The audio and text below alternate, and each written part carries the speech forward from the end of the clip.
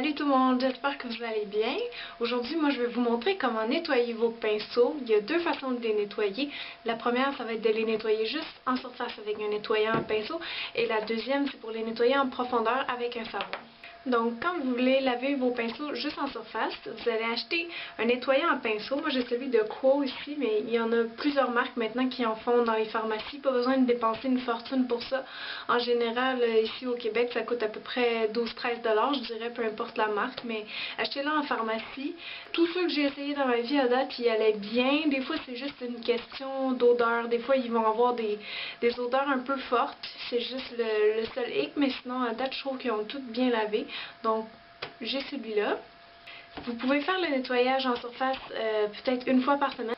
Ça dépend de la fréquence que vous vous maquillez. Vous pouvez les faire après chaque utilisation. C'est comme vous voulez, mais sinon, une fois par semaine, si vous vous maquillez pendant la semaine, c'est bien.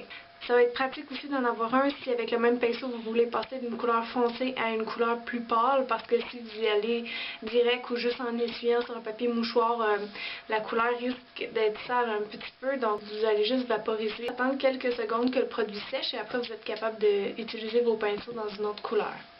Donc je vous montre, j'ai des pinceaux sales ici et ce que je fais c'est que je prends un papier mouchoir sur lequel je vaporise le produit. Vous pouvez en mettre aussi directement sur le pinceau et je vais juste frotter. Vous avez juste à frotter en petit mouvement circulaire jusqu'à temps que toute la couleur soit partie dans le fond. Donc quand vous frottez et que la couleur sort plus, ça veut dire que c'est propre. Et on va le laisser sécher quelques secondes. Je fais un autre exemple ici avec un pinceau taché de bleu. C'est important, sérieusement, si vous changez d'une couleur à l'autre, de les laver parce que sinon ça va influencer votre prochaine couleur, même si vous ne le voyez pas. Peut-être qu'il est plus taché que vous pensiez. Donc je frotte. Ça sort plus de couleur, ça veut dire qu'il est propre. Et vous pouvez faire comme ça pour tous vos pinceaux, peu importe leur grosseur ou leur poil, ça c'est bon pour les nettoyages en surface.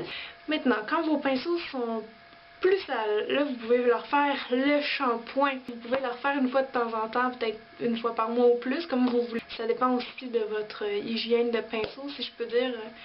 Donc avec le savon à l'huile d'olive, aussi connu sous le nom de savon de Marseille. Vous achetez ça en pharmacie, là, ça coûte 3-4 $, c'est pas cher, et vous le gardez spécialement pour les pinceaux. Donc, je vais prendre ce pinceau fond de teint-là qui est sale. Ce que je fais, c'est que je vais venir le mouiller. Donc, vous allez frotter dans votre main jusqu'à temps que ce soit beau et qu'il n'y ait plus de couleur qui sortent. Juste des petits mouvements circulaires et des mouvements comme ça de va-et-vient. Et si c'est encore sale, vous allez retourner avec votre savon et revenir sortir tout le produit qui reste. Bon, là le mien est propre, donc je le rince juste avec de l'eau tiède. Et on va en faire un autre ensemble. J'ai un pinceau à lèvres ici qui est sale de rouge à lèvres. Donc je vais le mouiller. Je prends le savon, je fais des petits mouvements et je vais venir me sortir tout le pigment dans ma main.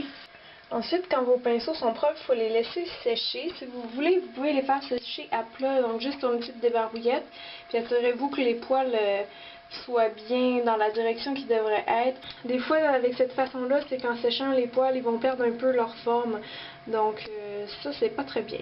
Sinon, j'ai une autre solution pour vous. Je vous montre ça. Si vous voulez les faire sécher debout. Ici, le support à pince qui sert à accrocher des débarbouillettes, si vous voulez, vous pouvez toujours accrocher vos pinceaux là-dessus. Donc, pourquoi pas, vous allez juste les prendre et les pincer au bout. Et voilà, ça tient. Et la raison de faire comme ça, c'est parce que toute l'humidité et toute la saleté va vraiment descendre vers le bas pendant que ça sèche. Donc c'est probablement la meilleure façon de faire pour sécher ces pinceaux.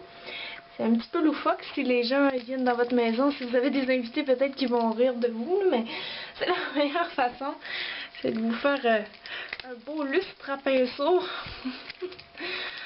Comme ça. Donc la meilleure façon que j'ai trouvée pour les sécher debout, sinon vous pouvez vous patenter une chose vous-même. Un autre truc, si vos pinceaux sont vraiment sales, surtout quand il y a des fards gras comme du rouge à lèvres dessus, vous pouvez utiliser de l'huile d'olive. Ça va vraiment dégraisser tout ce qu'il y a enlevé là-dedans.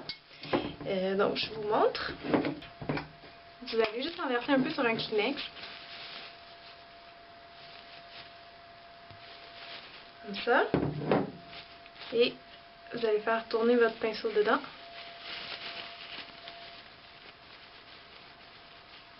Et ça, vous allez voir, ça enlève vraiment bien. Ça fait glisser le produit à l'extérieur des poils. Et un autre avantage de l'huile d'olive, c'est que ça garde les pinceaux tout beaux et tout doux.